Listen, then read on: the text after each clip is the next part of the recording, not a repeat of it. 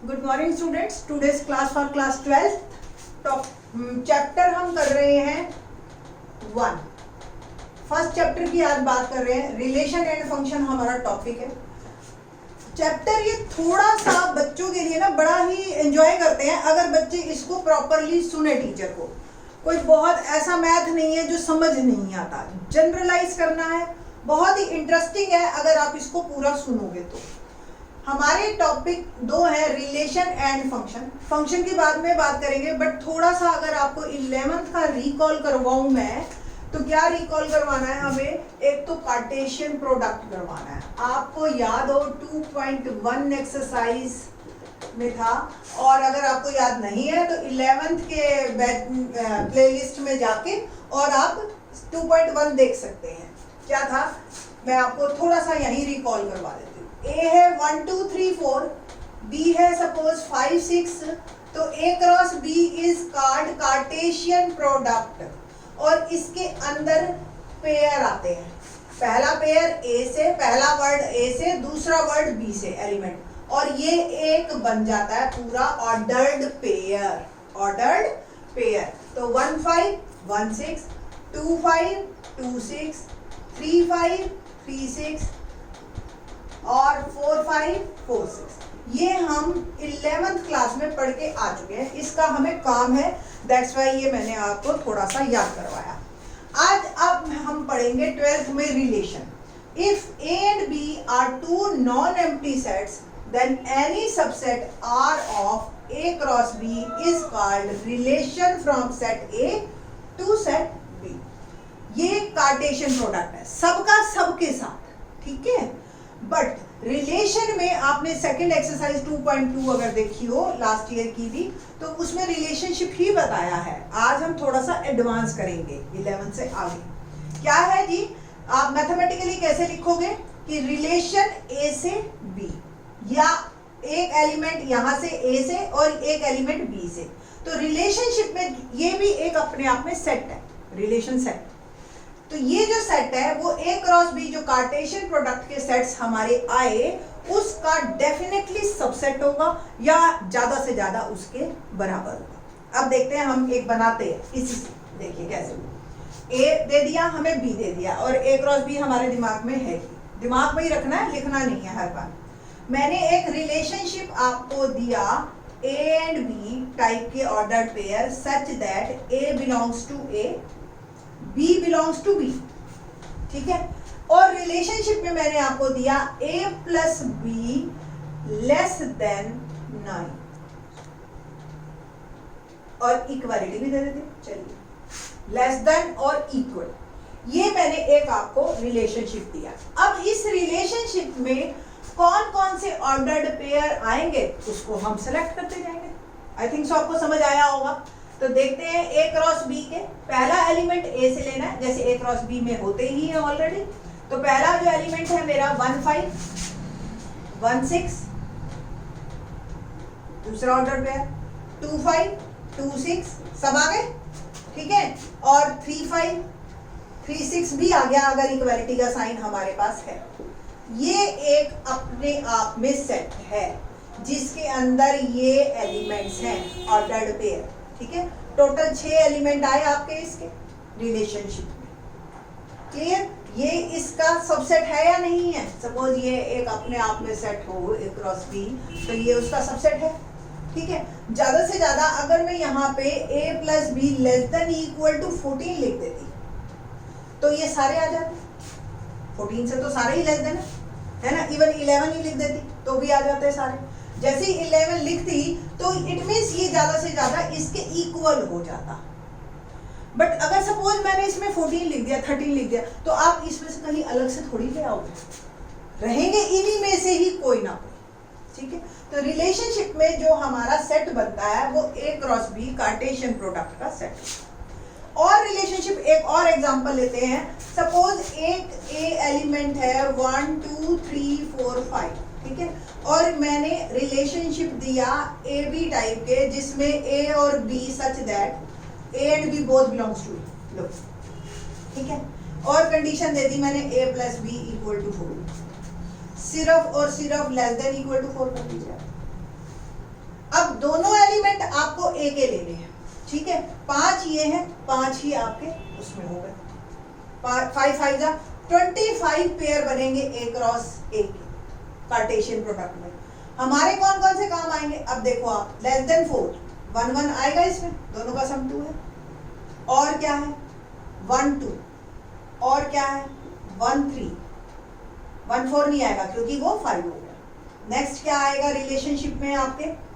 2 2 का 1 से। दूसरा भी बनाना है आपको, ठीक है ना।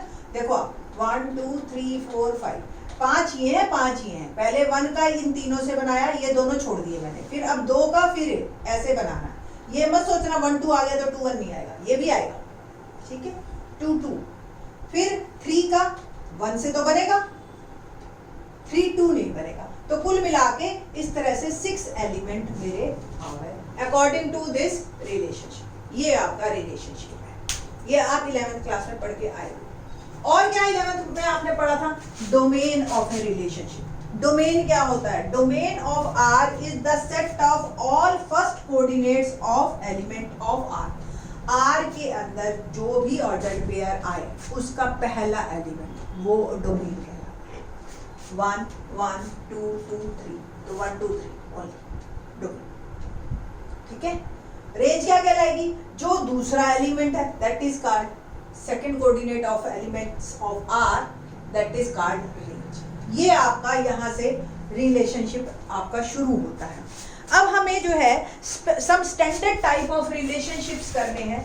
जो 3 रिलेशनशिप्स हमारे सिलेबस में हैं, बहुत ही इंटरेस्टिंग है और आपको समझ आएंगे, और यहीं पे ही हमारी पूरी मेहनत है। 4 मार्क का हमारा क्वेश्चन आएगा रिलेशनशिप पे, डेफिनेटली आता ही आता है, ठीक है। तो सम स्टैंडर्ड रिलेशनशिप है क्या? पहला, let A be a non empty set, non empty set of relation, non empty set, then a relation R, relation R on a set A, इस सेट पहला रिलेशनशिप जो हम कर रहे हैं वो है रिफ्लेक्सिव रिलेशनशिप। क्या है? रिफ्लेक्सिव रिलेशनशिप, ठीक है। क्या रिलेशनशिप है, कैसे इसको करना है, ये देखते हैं हम। रिफ्लेक्सिव रिलेशनशिप क्या है कि if A belongs to R for every, word every is very very important. A belongs to A, relationship में जो ए सेट लिया है उसके हर एलिमेंट का रिलेशनशिप अपने आप के साथ बनना ही चाहिए। जैसे कि एक एग्जांपल लेते हैं, पहले एक रिलेशनशिप लेते हैं आपका रूटीन बेस्ड, आप कहते हो फ्रेंडशिप, ठीक है। फ्रेंडशिप में सबसे पहले क्या मैं अपने साथ ही अपनी फ्रेंड हूँ या अपनी एनिमी हूँ? आप जैसे कहते हैं ना कि आप, जैसे कई बार जो लोग सुसाइड करते हैं, हम कहते हैं वो अपना ही शत्रु है ना। तो वो सेम आप कभी भी अब दूसरे की तो उंगली बड़ी जल्दी काट लोगे, आप अपनी नहीं काट पाओगे, दर्द होता है उसमें साथ साथ। तो एक्चुअली फ्रेंडशिप का जो रिलेशनशिप है वो हमेशा रिफ्लेक्सिव रिलेशनशिप होता है। हम उस रिलेशनशिप में अपने साथ अपनी फ्रेंडशिप करते ही हैं। हम मिरर में देखें अपने आप, हम खुद को बहुत अच्छे लगते हैं, दूसरा चाहे अच्छा लगे ना लगे हम, ठीक है। तो रिफ्लेक्सिव रिलेशनशिप, ये तो हो गई जनरल बात। जनरल बात के बाद आज हम बात करते हैं, एक क्वेश्चन ही ले लेते हैं आपका, जैसे एक ये ट्रायंगल ही हमने एबीसी, क्या ये ट्रायंगल अपनी ही ट्रायंगल के कॉन्ग्रुएंट है या नहीं है? कॉन्ग्रुएंसी की जो कंडीशंस होती हैं वो क्या कंडीशंस होती है? सारी साइड्स बराबर, सारे एंगल्स बराबर, है ना। तो क्या मैं हर ट्रायंगल अपने साथ कॉन्ग्रुएंट है? तो कॉन्ग्रुएंसी की जो कंडीशन है, कॉन्ग्रुएंसी का जो रिलेशनशिप है वो रिफ्लेक्सिव है, ठीक है। अब क्वेश्चन एक देखिए कि क्या ये सारी बात बन रही है या नहीं, ऐसी मैथमेटिकली आप इसको कैसे देखोगे। फर्स्ट क्वेश्चन का first part, relation R in the set A, हम सेट ए में बात कर रहे हैं। रिलेशन में क्या है? 1 2 3 अप टू 13 एंड 14, ठीक है। डिफाइंड एज, अब रिलेशनशिप क्या है, इस 14 एलिमेंट है हमारे पास, क्या रिलेशनशिप में है, एक्स वाई टाइप के ऑर्डर्ड पेयर हैं such that 3x minus Y is equal to 0। First of all तो आप इस रिलेशनशिप के अंदर जो जो ऑर्डर्ड पेयर आए उनके बारे में बताइए क्या आएंगे। ठीक है, तो क्या एलिमेंट आए, पहला x, यहां से अगर हम थोड़ा सा सॉल्व कर लें तो 3x is equal to Y. अब x की वैल्यू ये 14 तक आप सारी डाल सकते हो आप, ठीक है, तो x 1 तो y क्या आएगा 3 है ना, फिर 2 और 6, फिर 3 और 9, 4 और 12, 5 और 15 आएगा नहीं, क्योंकि 5 का जो रिजल्ट बना 15, अगर x में 5 डालती हूँ तो y 15 हमारे पास अवेलेबल नहीं है। a क्रॉस a में हम बात कर रहे थे क्योंकि इसी के ही एलिमेंट है, इसी में ही बात करनी है। तो ये 4 ऑर्डर्ड पेयर आए, क्या इसमें कोई एक आया 1 1 2 2 3 3 सेम अपना अपने साथ नहीं आया, तो ये फंक्शन रिफ्लेक्सिव नहीं है। ऐसा हो सकता था शायद कि आपके पास 14 एलिमेंट 13 मिल जाते, एक ना मिलता। सपोज ऐसा कोई रिलेशनशिप हम बताएं जिसमें आपके पास ये इस तरह के ऑर्डर्ड पेयर बन जाते और एक ही ना बनता 14 में से, तो भी ये रिफ्लेक्सिव नहीं था फॉर एवरी ए। क्लियर? तो और क्वेश्चंस आएंगे, आपको और क्लियर होता जाएगा कि ये, और हाउ टू राइट ये भी बताएंगे आने वाले क्वेश्चंस में। अभी सिंपल आप डेफिनेशन क्लियर कीजिए। रिफ्लेक्सिव रिलेशनशिप किसे कहते हैं? ऐसे रिलेशनशिप जो अपना अपने साथ, ठीक है। अब सेकंड क्वेश्चन में आप देखिए सिमेट्रिक रिलेशनशिप। सिमेट्रिक, पहला रिलेशनशिप रिफ्लेक्सिव हो गया, दूसरा हमारा है सिमेट्रिक। सिमेट्रिक रिलेशनशिप किसे कहते हैं? सपोज एक ऑर्डर्ड पेयर आपका ऑलरेडी है रिलेशनशिप में, ठीक है, जैसे कि हमने कहा x और y बिलोंग करता है रिलेशनशिप से, तो हमें इमीडिएट देखना है कि y और x भी करता है या नहीं करता। ठीक है, आपका फ्रेंडशिप का रिलेशनशिप कोई जरूरी नहीं है हमेशा सिमेट्रिक हो, आप उसके फ्रेंड हो वो आपके फ्रेंड नहीं है, इस तरीके का। ठीक है, भाई बहन का, सिस्टर और ब्रदर का रिलेशनशिप सिमेट्रिक नहीं होता।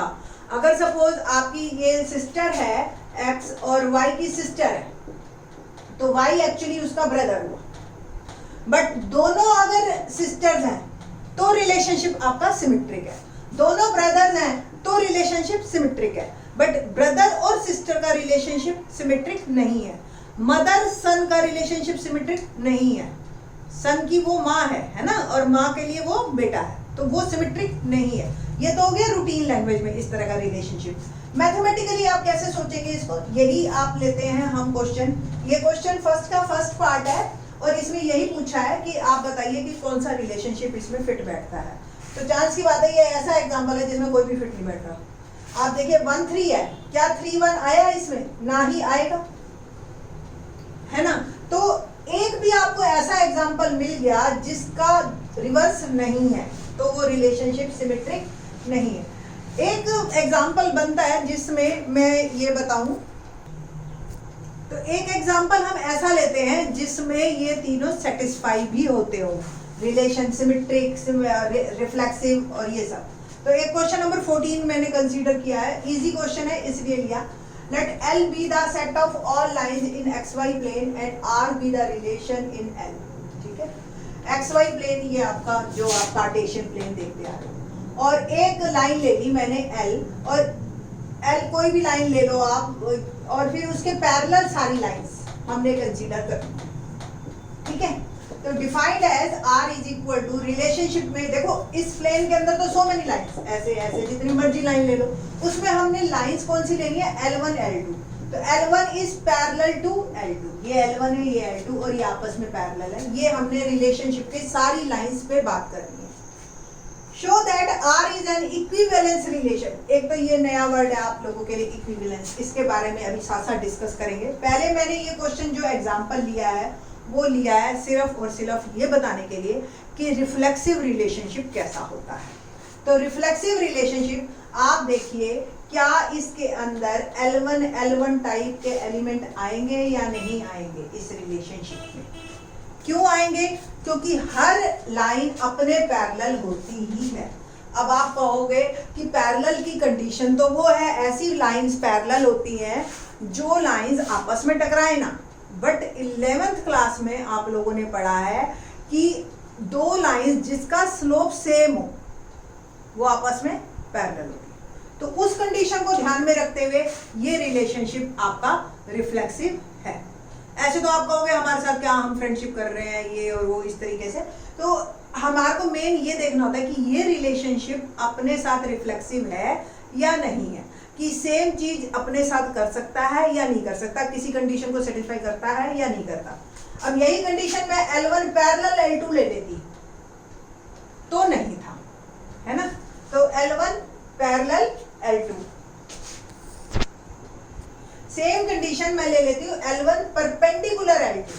अब एक लाइन है L1 और एक ये लाइन है L2, तो L1 क्या परपेंडिकुलर है L2 के, ठीक है, एग्री।